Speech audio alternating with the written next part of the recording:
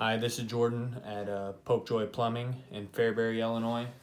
Wanted to show you a little video on how to take this bonnet nut off your Delta trim kits. It's real easy to use. I use a tool called the bonnet socket. Use your Allen wrench and tighten this down around the bonnet nut. 95% of the time it comes off real easy. A lot of plumbers make a mistake of putting channel locks on there. Most of the time that doesn't work and you end up having to change the whole entire valve out because you ruined it.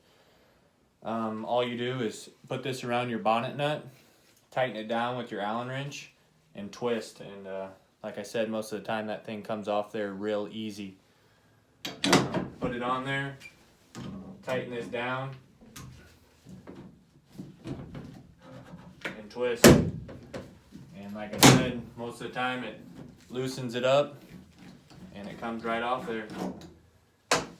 Cheap tool, easy to use. You can get one online, bonnetsocket.com, and get yourself one. Thank you.